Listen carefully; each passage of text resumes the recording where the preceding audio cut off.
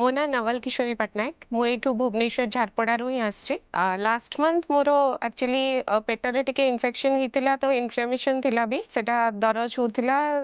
First ଉତ୍କଳରେ ଯାଇକି treatment କରାଇଥିଲି, but ସେଠି ସେମାନେ କହିଲେ ଏଟା ଟିବି ବୋଲି, ଆବଡୋମିନାଲ ଟିବି। କିନ୍ତୁ ତାପରେ ସେଠୁ ମୋ ଝିଅ ବାହାରେ ରହୁଛି, ହଷ୍ଟେଲରେ ପଢୁଛି।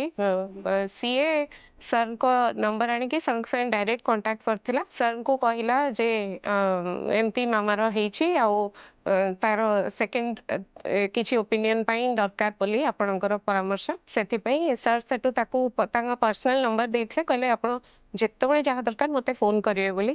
ଆଉ ସିଏ ନିଜ ଆଡୁ ଏତେ ମାନେ ଇଏ ହେଇଯାଇଥିଲା, ମାନେ ବହୁତ ଏତେ ସାଟିସ୍ଫାଏଡ ଥିଲା ଯେ ସାର୍ଙ୍କ ସାଙ୍ଗେ କଥା ହେଇକି ମତେ କହିଲା ତୁ ଯାଇକି ଆଗ ସାର୍ଙ୍କ ସାଙ୍ଗେ ଦେଖା କର।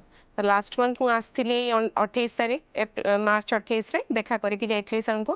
ସାର୍ ତାପରେ ମତେ ସେତେବେଳେ ଇଏ କରିଥିଲେ, ଚେକ୍ କରିଥିଲେ, କହିଲେ ନାଇଁ କ୍ୟାନ୍ସରସ୍ ଇଏ କିଛି ନାହିଁ ଆପଣଙ୍କର, କିଛି ଡରିବାର ନାହିଁ, ସବୁ ଭଲ ଇଏ ଅଛି। ସାର୍ ବହୁତ ମାନେ ଭଲ ଭାବରେ ମତେ ଚେକ୍ କରିକି କହିଥିଲେ, ସୁନୀଲ ଅଗ୍ରୱାଲ ସାର୍। ତାପରେ ଏଇ ମନ୍ଥ ଏଇଟା ନେକ୍ସଟ ମୋର ସେକେଣ୍ଡ ଚେକଅପ୍ ଆଜି ଥିଲା।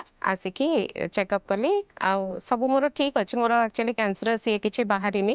ସାର୍ କହିଲେ ଆପଣ ପୁରା ଠିକ୍ ଠାକ୍ ଅଛନ୍ତି, କିଛି ଅସୁବିଧା ନାହିଁ। ବହୁତ ମାନେ ସାର୍ଙ୍କର ଆକ୍ଚୁଆଲି ବିହେଭିୟର ଆଉ ଇଏରେ ହିଁ ପେସେଣ୍ଟ ଅଧା ଭଲ ହେଇଯିବ। ସେଇଟା ବହୁତ ମତେ ଆକ୍ଚୁଆଲି ସାଟିସ୍ଫାକ୍ସନ ଦଉଛି। Thank you.